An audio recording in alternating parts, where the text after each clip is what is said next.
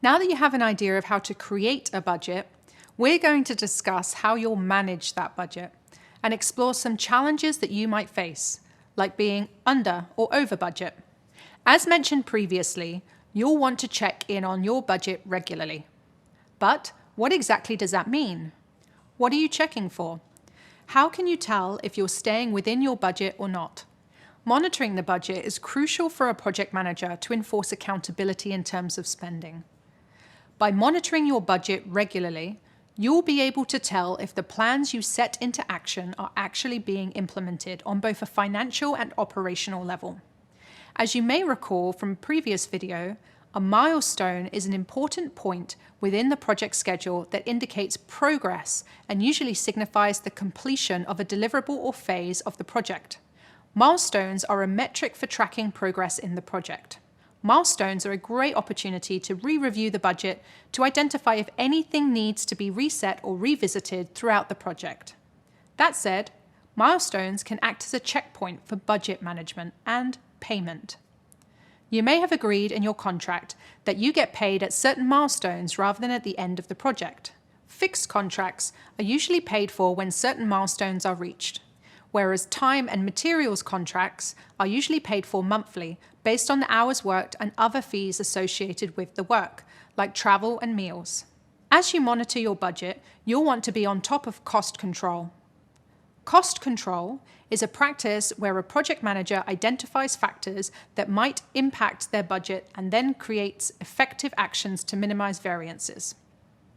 Think of it this way: it's proactive budget management. It is much better to be proactive with your budget than to be reactive with your budget. If you are reacting instead of anticipating, then you may already have some kind of problem with the budget. In order to control costs, you should establish a sign-off plan and inform the appropriate stakeholders of any changes that occur. You'll have to ask yourself which stakeholders or sponsor will be approving the contractor or vendor timesheets. What about invoices? You'll also need to make sure any changes within the project budget are agreed upon. For example, you shouldn't approve a new cost or item if it hasn't been agreed upon or if it isn't within the scope. And you shouldn't be spending money if it's not pre-approved by your stakeholder or project sponsor. It is also important to make sure there's good business case before bringing it to the stakeholder. You'll also need to manage changes as they're made. This involves updating forecasts or estimates and tracking everything. You never want to be surprised by budget changes, and you don't want to have to keep asking stakeholders for more money. You can prevent that by revisiting these numbers on a regular basis. You'll also want to accept that budget misses will happen. It's your job to bring the expected cost overruns within acceptable limits.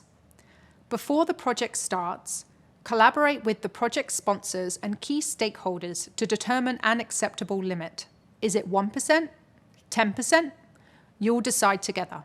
In a previous video, we talked briefly about what happens when a project goes over or under budget. Having a project go over budget may mean that the company will have less funds for other areas within the business. So let's dig a little deeper into the effects on a company when a project goes under budget. Even though it seems like going under budget would be a project manager's dream, it actually isn't. If you go under budget, it's an indicator of less than satisfactory project management. Going under budget indicates that you may not have done a good job at initially estimating. Going under budget could also indicate that you could have spent more money on the project, meaning that you could have possibly had extra resources or better quality output. And it may mean that the budget for future projects will be slashed.